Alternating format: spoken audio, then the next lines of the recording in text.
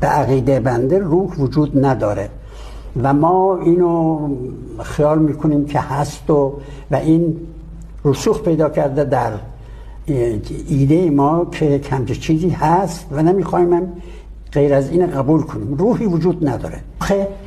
مثلا میدیدن در آخرین دقیقه، آخر نفسی که مریض میکشه، میگفتن بله روحش از بدنش خارج شد. خب ما اینو دیگه عملا دیدیم. یکی مرده، قلب این مرده رو ما برمیداریم میذاریم توی یکی دیگه، به جای قلب یکی دیگه. به محض که خون میاد این شروع میکنه به زدن. روح از رفته دیگه، از بین رفته، چرا چیزی میشه؟ به محض که خون میرسه و اکسیژن میرسه و موادی که لازمه برای سلول میرسه، شروع میکنه به زدن. آنان که ز پیش رفتنده ساقی، در خاک فریب خفتنده ساقی. فریب خورده رفتن زیر خاک. رو باده خور و حقیقت از من بشنو، باد است هر آنچه گفتند ای ساقی. خب خیام چیزی دیگه گفته، من بنده هم اون چی که به نظرم میاد یک چیزهایی گفتم. و مثلا برای روح، این روح که کس ندیده است اون را، در باور خود دمیده است اون را، در دانش امروز ندارد جایی، جهل بشر آفریده است. الرحمن الرحیم.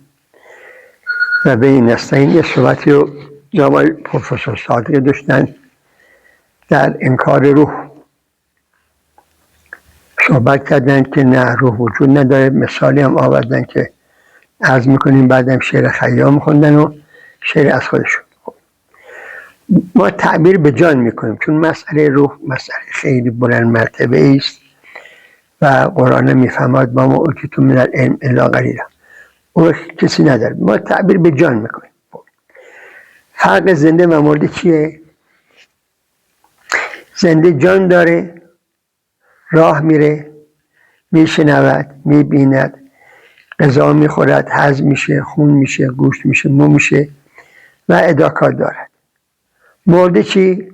راه میره؟ نه. میبینه؟ نه. میشنوه؟ نه. شد جماعت دیگه. زنده ادراکات عقلی داره دیگه. شخص زنده ادراکات عقلی داره و کار خوب تحسین میکنه، کار بد تقبیح میکنه. اینا ماشاءالله ادراکات عقلی کمی مرده داره یا نداره؟ پس بس اینجاست. فرد زنده، همین که جناب آقای پروفسور صادق میفرمایند به نظر من، پس صاحب نظرن. چرا؟ چون جان دارن. بعد 120 سال اگر رفتن به رحمت خدا، دیگه به نظر من دیگه هیچ خبری چطور نیست. خود این دلیل حیاتشونه و به قول دکارت بگید من در هر چی که شک کنم در شک نمی‌کنم که من هستم. حالا این بدن ما چی هست؟ چشم ما 5 گرم پی هست. این میبینه؟ پی میبینه؟ یا نه ابزار ما هست که ما با این چشم ادراکات داریم، اشیاء رو ببینیم و تشخیص رنگ ها بدیم. اینها. خب زبان ما 50 گرم گوشته.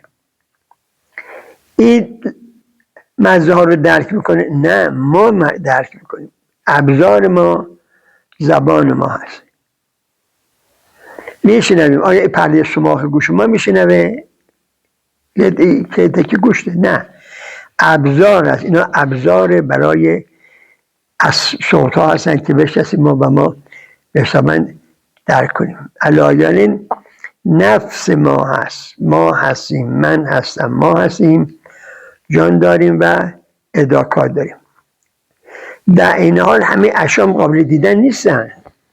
مثلا روحی که دیده، عطر جسم ولی لطیفه، ما میبینیمش؟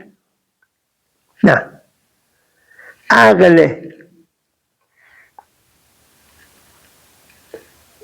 جز از کل کوچکتر است. مثال عقلی یا فکری آزاد 5-25 ادراکات عقلی. عقل ما میبینیم؟ نه، مجرده، ماده که نیست که. خب هست دیگه. فلان شخص خیلی رحیمه، فلان شخص خیلی کریمه، دست دلباز. آیا کرم و رحم ما میبینیم؟ ما نمیبینیم. پس اشیا اول ماده نیستن، همش ماده نیستن ولی وجود دارن. این هم به حسابن آثار که ما ببینیم. حالا اسرائیل جان رو گرفت، ابزارها از کار افتادن، اینجور میشه دیگه. این چشمه هم پیوه دیگه، الان جانش گرفت، از فاسد نشده که، گوشم کمونه که، زبانم کمونه، خرابم که نشده، نه دیگه. این ابزار ادعاکات ما بودن، اینو به حسابن اسرائیل جان رو گرفت، ببینید همه جا از کار افتاد. حالا بحث قلب ایشون مطرح میفهمون.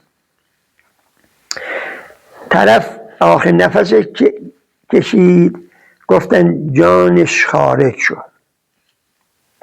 ایشون میفهمن پس این قلبم که ابزار اون جان ما بود، بخاطر اون جان میزد دیگه و حیات میداد، جان گرفت اسرائیل، بل شد. پیوند زدیم به یک زنده، یه نفر زنده قلبش برداشتیم پیوند زدیم. یه قلب شد ابزار این شخص دوم. اون شخص دوم زنده است دیگه. وقتی زنده است یعنی چشمش میبینه، گوش میشنوه، قلبش هم میزنه. حالا ایشون تعبیر میفرماد خب وقتی آخر نفس رو کشید یعنی جانش خارج شد. بعد در تعبیر میفرماد خب این قلبو که جانش حیاتش مرد، میفهمه روحش مرد، نه که نمرد، جدا شد. این تعبیر ازشون خیلی عجیبه. و بازم بحث اینه که به این قلب برخدش حیات آمد. چجوری میخواد ایشون استنباط کنن حیات قلبیش رفته، حیات جدید آمده که بگن پس روح نیست؟ ولی من تأمل میکنم در گفته ایشون، قلبی که جانش، انسانی که جانش خدا ازار گرفت و قلبش هم از کار افتاد، ایشون میگه روح مرد، تعبیر بد میکنن. بعدم حالا که آمدن جدید میگن خب اگر روح بود چه پس حیات؟ خب الان که توش حیات اومده که، هرچی تأمل میکنم استدلال ایشونو چیز متوجه نشدم. خب دوباره داره میزنه. حالا بعدم شعر خیام میانه تعجب. شعر خیام کفریات خیلی زیاد داره، میدونید که اشعارش هم در حسابن رد قیامت و معاده. این شعری که ایشون خوندن که یعنی قیامتی نیست، اینا خواب بودن رفتن زیر خاک، از من بشن و باده بخور و اینا داره. غیر از اینم داره اشعار در کفریات داره، در نفی معاد میکنه. بابا معاد که ضروری همه ادیان هست، کار به شیعه نداره، مسیحیت، یهودیت، زرتشت، اون ضروری همین که معادی هست. ایشون داره اینو انکار میکنه و ایشون به چه مناسبت این شعر رو در به عنوان استشهاد میاره از جناب خیام. و ما از روایات هم راجع به جاننا هیچ استفاده نکردیم، محسوس صحبت کردیم. با همین در آیات قرآنی و روایات راجع به جان و روح که دیگه مسئله فوق این چیزا میشه دیگه، در این حال نخواستیم استفاده کنیم، به طور طبیعی صحبت کردیم. خب ایشون چه شعر فردوسی نمیاره؟ میازار موری که دانه کش است، که جان دارد و جان شیرین خوش است. چه شعر سعدی رو نمیاره؟ تن آدمی شریف است به جان آدمیت، نه همین لباس زیباست نشان آدمیت. اگر آدمی به چشم است و گوش و زبان بینی، چه میان نقش دیوار چه میان آدمیت.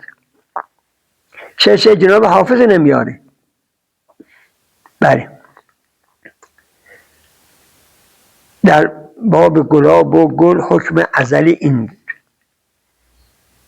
در باب گلاب و گل حکم ازلی این بود کان شاهد بازاریوان پرده نشین باشد. گل ما میبینیم اما عطرش، گلابش کجاشه؟ مخفیه. چرا اینو نمیاره؟ اصلا میگم چرا ایشون از نظامی اشعار نمیاره؟ ببینید این همه شعرهای خوب، حالا راجع به مولانا که مفصل صحبت داره بحث روح و جان رو، چرا این عبارات نمیاره؟ و ایشون چیکار میکنه؟ یه شعر از